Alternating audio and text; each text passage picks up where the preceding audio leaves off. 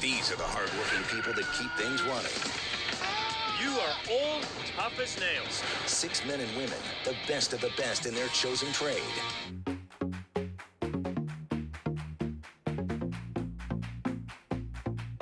Season 1 debuted during the pandemic. Can you talk a little bit about why the show and how the show is able to connect with audiences? Obviously, as you just referenced, there's been a lot of first season shows or maybe only 1 and 2.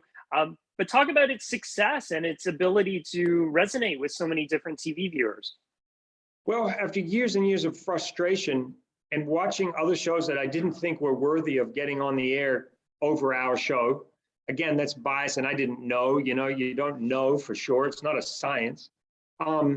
We get a chance to go out. And then when the show goes to air, it happens to, the planets line up in terms, if there was one good thing that happened for us with regards to the pandemic happening, it's like, who are the people that are working in the middle of the night to make sure that the shelves are stocked with groceries? Who are the people that are keeping our infrastructure running while we're all hiding away in our houses and staying in a bubble? Who are those people? Who are those men and women who sacrifice their own health for hours, who go to hospitals, who orderlies and people who are making furnaces working, going out in storms and connecting the wires when we're all hiding in our houses in a storm because it's safer to be inside than outside.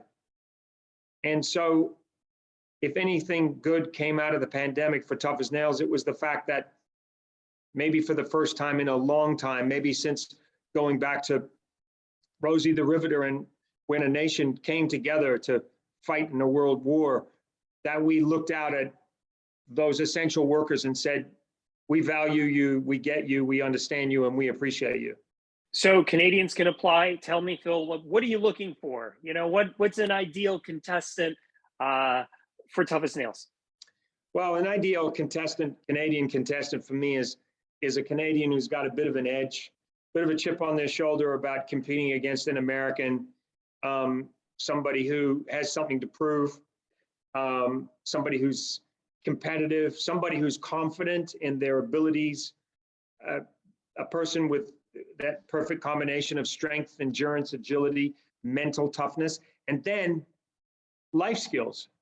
We're looking for talented people who are masters of their craft, are really good at what they do and really proud of what they do. So yeah, I like the idea that maybe we get a few cocky Canadians who let it be known that they're going to take the prize. They're going to come home with that prize. And, for people who are reading this, I want them to help us spread the word, because a lot of the people we're looking for are not online. They are reading newspapers and they are, they're reading print, but they're not necessarily online on Instagram posting photographs of them doing amazing things because they're great dancers or singers or designers. These are people who are in the remotest places of our country. And it's going to take word of mouth to get out to them to say, hey, let me help you with this online application. You need to apply. Is there a key to winning? Tenacity, perseverance, all those things I mentioned: strength, endurance, agility, mental toughness, life skills, and just having that no quit attitude. And you're going to be competing against, if you come on the show, you're going to be competing against like-minded people.